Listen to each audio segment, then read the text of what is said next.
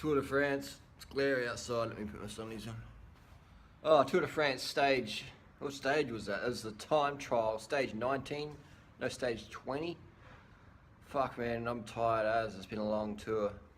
Got my little new pillowcase on. You like that? Chris Froome won, and I told you he would. I told you Chris Froome was going to win. His face was the freshest, and you can tell a lot by someone's face, you know, especially when they're on the bike. In the morning, it doesn't mean much because, you know, you got different potassium, sodium levels, different hormone levels, etc.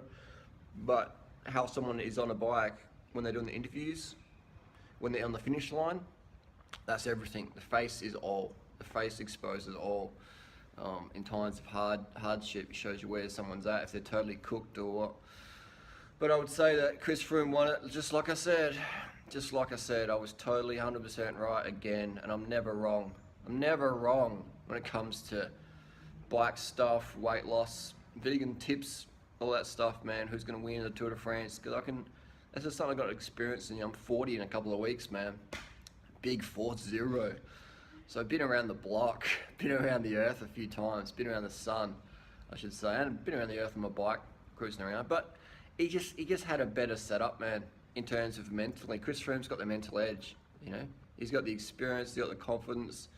I mean, sometimes he's got the strongest team out there, but they're also on the best, you know, the best stuff in terms of, like, they've got the best, what they got the best of?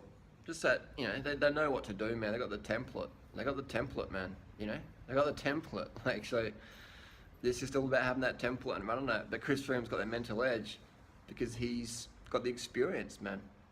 And to get experience, you have to make mistakes. If you don't make mistakes, then how are you going to get experience? You get it by listening to other people, but most people's egos are too self-absorbed that they have to make the mistake themselves. So I'd say Chris Froome is a person who he's open to learning from mistakes from other people, you know, because he's like me in that he's got experience with snakes and spiders and stuff, and with those things, you can look at other people and go, oh, so that person got bitten by the cobra because he did that. Okay, I'm not going to do that. If you get bitten by a king cobra, mate, you're fucking dead. So you got to drop your ego. Well, I've got to learn this myself, but you can just go, okay, I don't hold the king cobra there because it's going to fucking bite my nutsack off. So that's in cycling. So many people are like, oh no, I'm going to do it this, and then they don't listen to their coach. So when Brailsford says to Froome, do something, Froome's complicit, mate. He's complicit. He's submissive, and he gets it done. Because Brailsford's got the technology, he's got everything, he's got the resources. So Brailsford's like Johan Brunel, in that he's just like the mastermind, and you got to have a mastermind.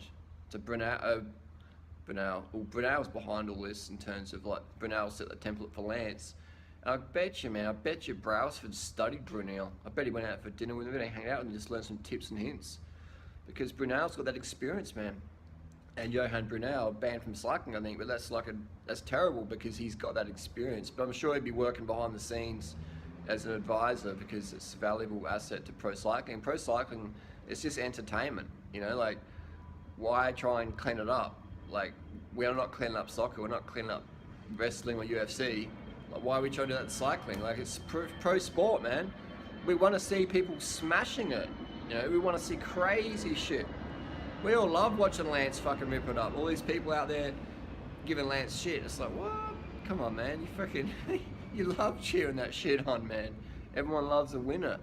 And if you're doing it full natty bras, like, people don't want to see that, unfortunately. So I'm all about full natty bra sport, but I understand at the professional level, it's like, mate, you win UCI points, all of a sudden you're worth a lot more. People want to speak to you more. Podium girls want to deep throat you more. So it's just part of the deal. It ain't going away. But Chris Froome won the Tour. I said he would on day one. I said he would back in May. You know, I could just see how he was going, man. I saw in the Dauphiné. You know, he's just. And people say, oh, he wasn't as good as he was previously. Mate, he won the fucking Tour, mate.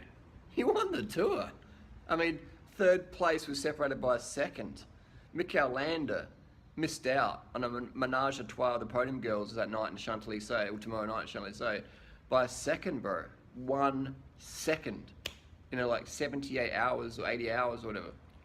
1 second. 1 second. You know? That's like, what is 1 second over 3 weeks, man? It's 1 second. And that's how fucking close the racing is. That's how cutthroat it is. So unless you're willing to do whatever it takes, and the downhills, behind the scenes, everything, then you're going to miss out on those vital seconds, man.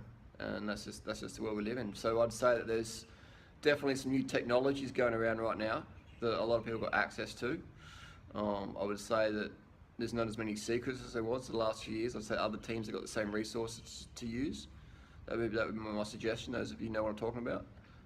And I would say that it was really good racing this year to watch as a spectator myself, to see that level of like closeness. And imagine if Richie Port didn't crash, or Guessing or some other GC contenders didn't crash out. You know, that was unfortunate. No one wants to win a race when some of the favourites are crashed out. But it would have been good if Nibali was there as well. You know, so let's get Lance Armstrong back in the tour. Could Lance Armstrong get back in shape? You know, let's give him a couple of TUEs, and you know, I reckon Lance could do it again. He'd have to lose a bit of weight. He's quite muscular, quite swole. But I reckon, so let's get Lance for the tour next year. Let's get Lance up there. Well, let's get Lance working as one of the team directors, man. You know what I mean? That'd be awesome. Why? I don't know. This is a funny world, isn't it? You tell people too much honesty, you better make them fucking laugh, because they're going to want to kill you. But Chris Froome won the tour. That's the highlights for the stage. I told you he was going to win. I'm always right about that stuff. I want some euros and some bets, and viva la tour.